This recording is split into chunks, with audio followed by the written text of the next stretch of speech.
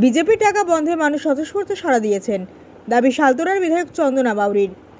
আজ বিজেপি টাকা বন্ধের শেষে সাংবাদিকদের সামনে পুলিশ প্রশাসনের বিরুদ্ধে একরাশ ক্ষোভ উগড়ে দিলেন শালতোড়ার বিধায়ক চন্দনা বাউরি। তিনি বলেন, এই বন্ধ দরকার ছিল।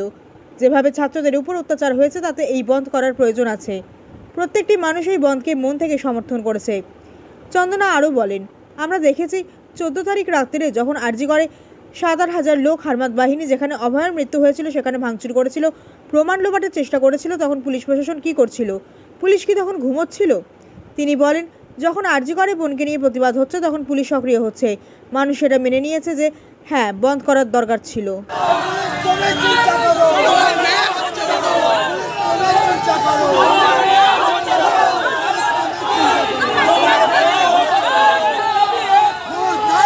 দেখুন, আমরা খবরের মাধ্যমে এবং আমার এলাকাতে যেভাবে শুনছি এবং সবাই যেভাবে বলছেন, আমাদের পশ্চিমবঙ্গে বন্ধ সাধারণ মানুষ ওইটাকে স্বীকার করেছেন এবং তারা অনেকেই মানে বিভিন্ন জায়গাতে আমরা দেখেছি যে দোকানপাটি সব বন্ধ ছিল এবং গাড়ি ঘোড়াও খুব কম চলছিল, একদমই 2-1টার বেশি চলে না, আমার পার্সোনাল গাড়ি সেটা সব বন্ধ ছিল। বন্ধ মানুষ সমর্থন করেছেন, এটা আমরা ভালোভাবে দেখেছি যে মানুষ এটাকে মেনে নিয়েছেন যে না, বন্ধ করা প্রয়োজন আছে। যেভাবে ছাত্রদের উপর অত্যাচার হয়েছে প্রত্যেকটি মানুষ এই বন্ধে সাড়া দিয়েছেন।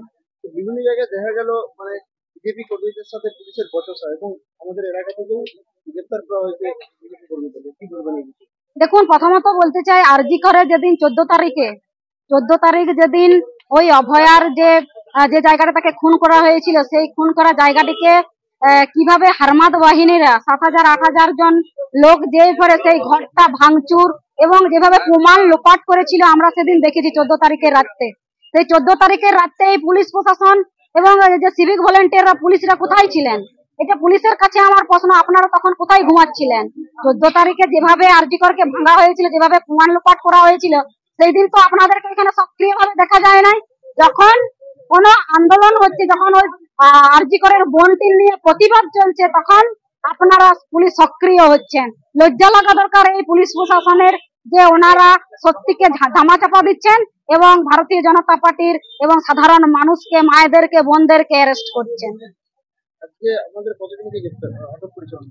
আজ আমাদের মেজর থেকেও আমাদের 28 জনকে গ্রেফতার করেছিল পুলিশ এবং আমাদের এখান থেকেও 14 জন, সম্ভবত 14 জনকে অ্যারেস্ট করেছিল এবং অ্যারেস্ট তো করেছিলেন আমাদের এখানে দুর্লভপুর থেকে যাদেরকে অ্যারেস্ট করে নিয়ে যাওয়া হয়েছিল। পুলিশ সকাল 7টা থেকে তাদেরকে তুলে নিয়ে গেছেন, তাদেরকে খাবার বলতে কিছু দেয়া হয়নি এবং আমাকে ফোন করার পর আমি ওনাকে জিজ্ঞেস করি যে ওনাদেরকে খাবার দিয়েছেন? উনি বলছেন খাবার দেওয়া হয়েছে, দিয়েছেন একটি কেক 5 টাকা দামি আর একটা 5 টাকার চিড়া প্যাকেট, বাস এই খাবার দেয়া।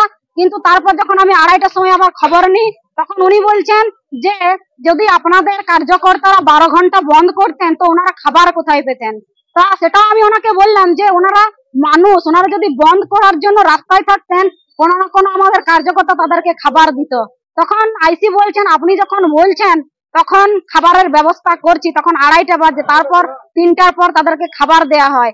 যে আইসি যিনি আছেন, এই ঘাটির যিনি আইসি, ওনার মানসিকতা এতটা নিচু, এর আগেও আমরা দেখেছি এতটা নিচু মানসিকতার মানুষ উনি, ওনার লজ্জা নেই। উনি এতটাই মানে তৃণমূলের তাবেদারি করেন যে উনি ভুলে গেছেন সাধারণ মানুষ যদি একবার রাস্তায় নামে তো ওনাদের কি অবস্থা হবে, উনি ভুলে গেছেন সেটা।